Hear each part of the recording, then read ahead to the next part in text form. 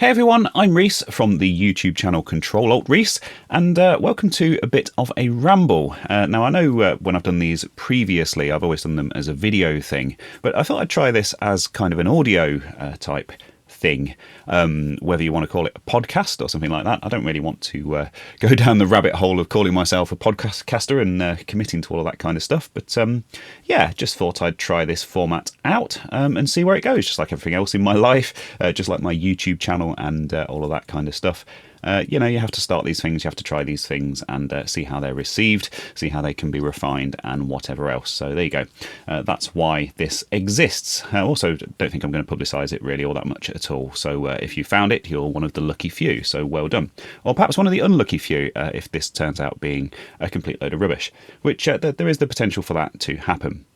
So I thought, as a lot of people do in this situation, as YouTubers, is take this opportunity to do a bit of navel gazing and kind of look at the whole process of making YouTube videos and talk about that with some authority, which evidently I probably don't have. A while back I had a video that I made about some solar panels that I'd put on the back of my house. It was a DIY off-grid kit that I bought. And yeah, I'm sure you know the story. That just went completely mental and just went viral. It's had like over 700,000 views now. And when that video went out, my channel had just over 6,000 subscribers. And now I have over 21,000. And that was, when was that? That was sort of 6 months ago. I think maybe it was June last year, actually. So coming up for kind of 9 months ago. So evidently that puts me in a position of authority. I've cracked the algorithm and now I'm going to bestow my top secret YouTuber knowledge upon you so you can crack the algorithm too. And if you think that sounds completely and utterly ridiculous, I'm right there with you. There's so many people that do this and you know, get ideas above their station and get a massive ego about it all and start dispensing advice that they're not qualified to dispense. But I do want to talk a little bit about my videos and about my YouTube channel and kind of how I do things.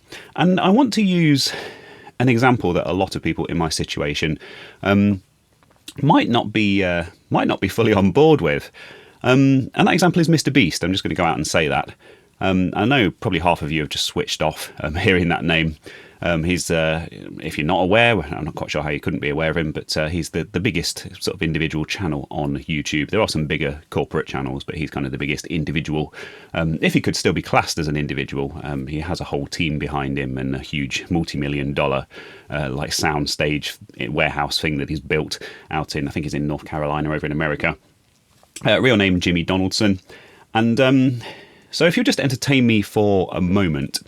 So my channel fits into a broad category that I like to call middle-aged men fixing computers in their spare bedrooms and their sheds.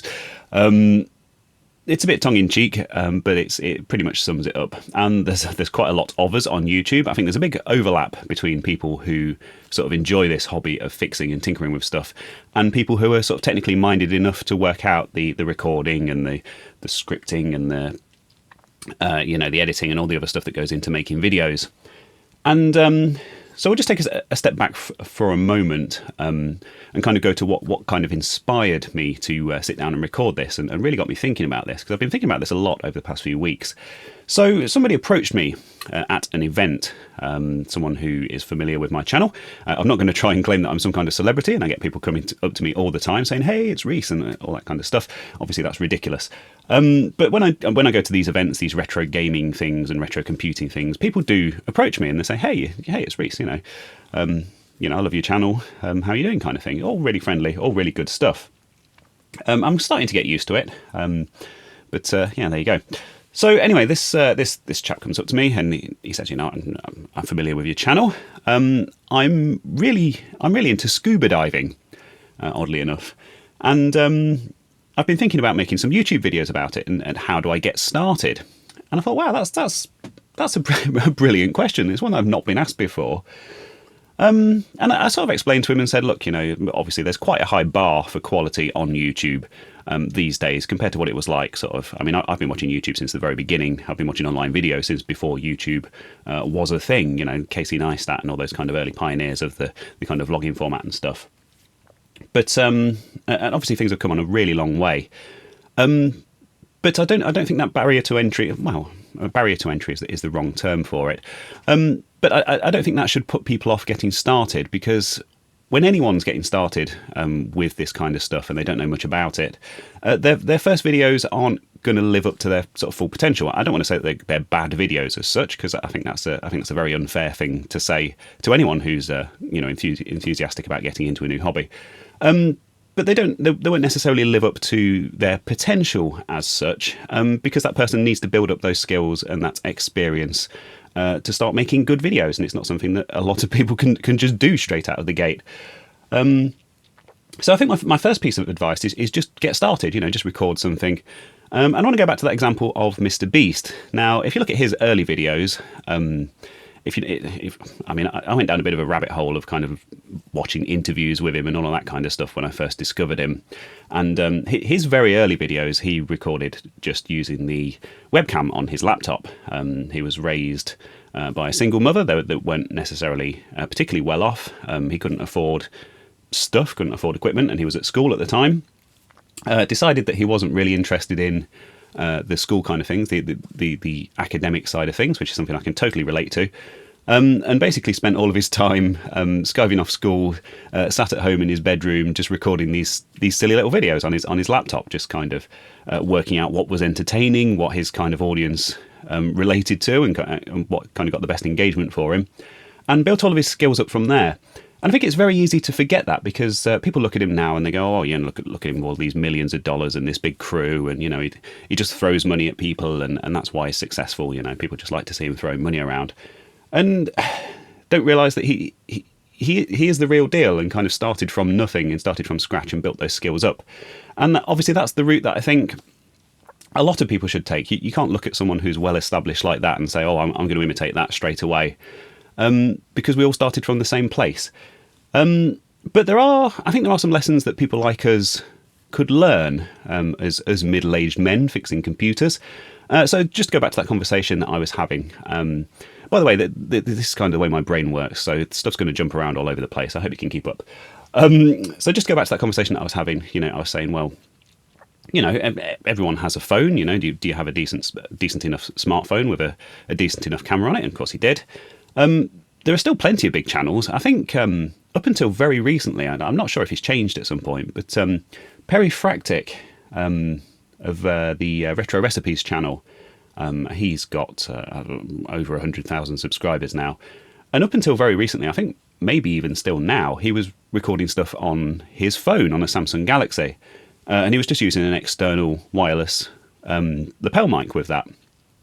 Obviously, he's built his studio setup, and he's done the lighting, and I guess the room's kind of acoustically treated and all that other kind of stuff.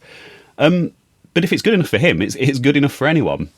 So you don't have to spend a huge amount of money on expensive camera equipment and all of that kind of stuff. So yeah, it just kind of got me thinking about that side of things. This isn't a how to start a YouTube channel or anything like that. It's just my kind of random thoughts on that. So yeah, but that really got me thinking, really sent me down a rabbit hole. Like I say, that I've been thinking for the past couple of weeks. And it got me thinking about MrBeast. And it got me thinking about what people like us, as middle-aged men fixing computers in our spare bedrooms and sheds, could learn from someone like him. So I should probably talk about how I discovered his videos. So there's a YouTuber called William Osman, and William Osman is an engineering and science kind of channel, and his background is I think he's actually a really smart guy with a PhD and stuff. I haven't actually looked into it. I probably should have done, but he actually worked on a program called BattleBots, which, if you're familiar with, you're probably familiar with it if you're from the US, but those of us in the UK will remember Robot Wars from back in the 90s. I'm not sure if it's still on. I don't think it is. But he actually worked on the crew, believe it or not, on the I think he was on the safety team, which is quite hard to believe if you've ever seen any of his videos, because he does tend to sort of destroy things and blow a lot of stuff up. But he was enlisted. He's quite big in his own right. I think he has a few million subscribers. And he was enlisted by MrBeast to build something for one of his videos. So MrBeast videos basically follow this format where they're kind of like big game show type things. Generally, he does branch out into other stuff, but his kind of core kind of offering it's like these big game show type videos where he gets lots of people to come and compete, and obviously throws a lot of money at them. And he did his own version of Squid Game, if you remember that.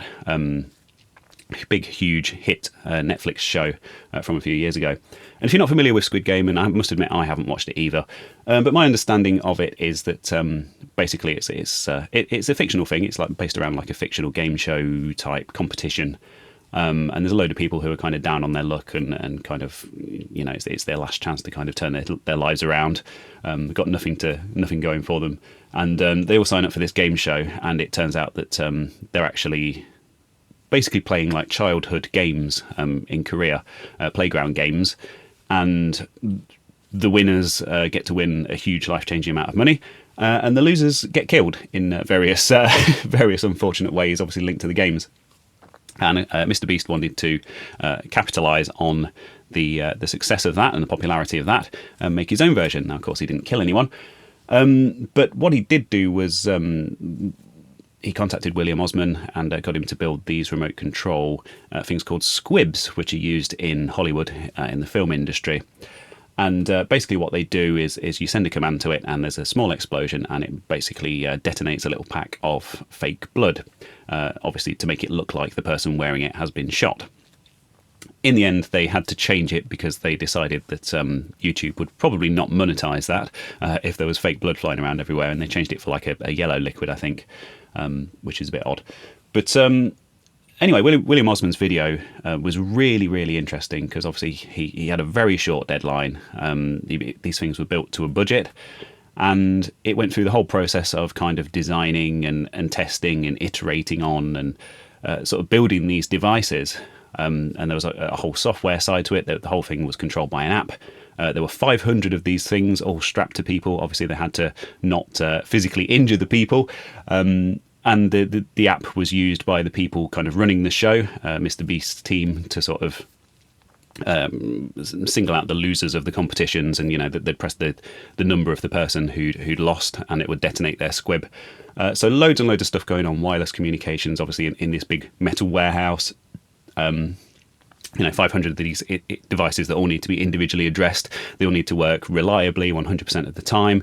Like I say, they have to be safe. They have to be visually impressive. And it was just a really cool build and a really cool project to see. And he came up against quite a lot of some really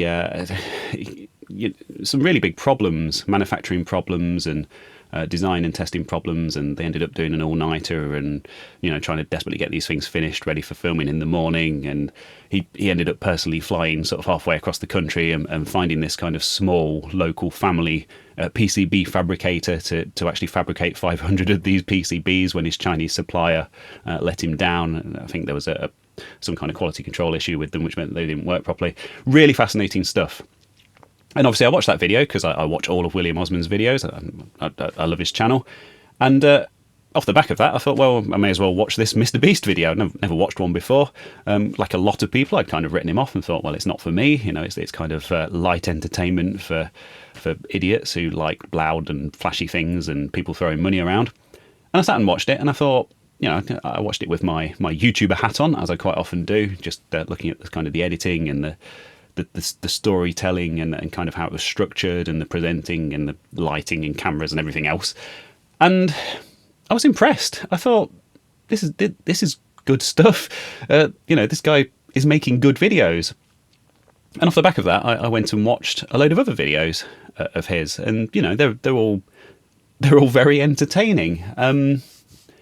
And yeah, like it kind of sent me down this rabbit hole of investigating what Jimmy was all about, and watching interviews with him and kind of going back to some of his earlier videos and finding out what his story was.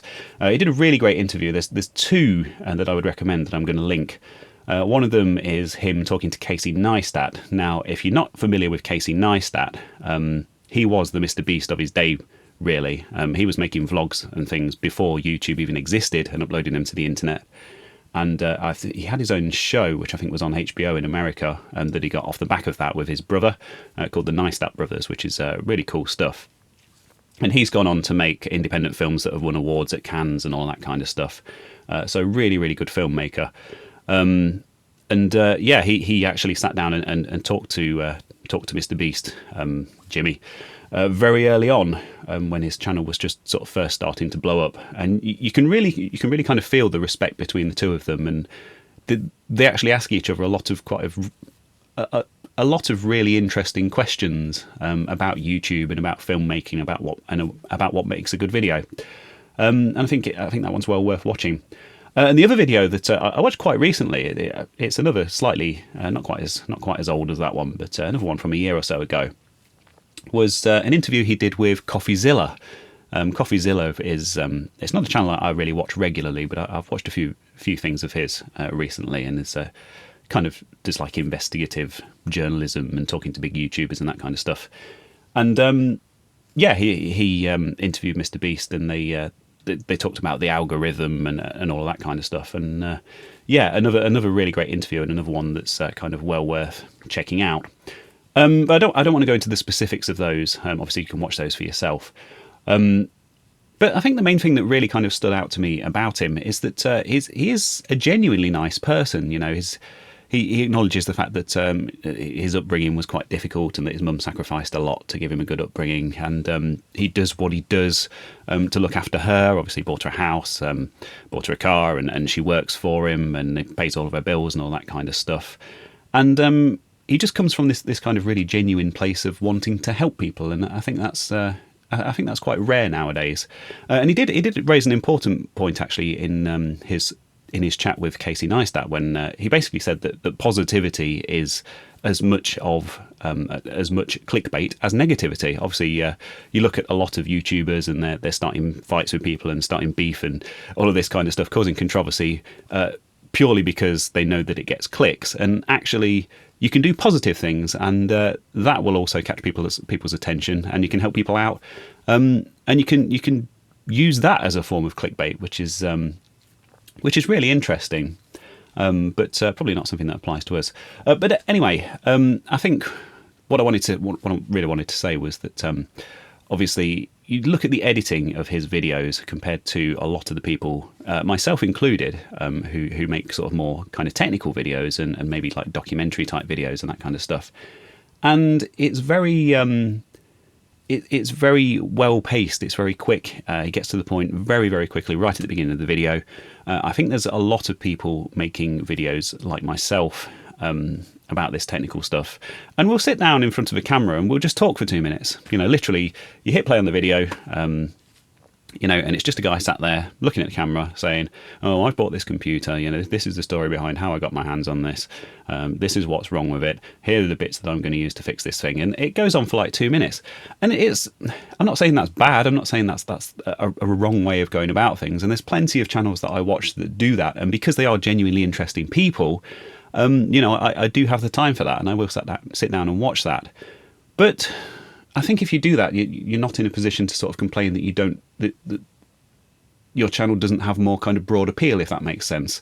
I think, you know, if you do that for this kind of quite limited audience of technical, like-minded people, you can't then say, "Oh, you know, my channel's not doing very well. I wish I got a lot more views," because you don't have that kind of broader appeal. And you have to kind of look at those channels that do have that broader appeal and say, okay, well, what are they doing? How can I apply that to me?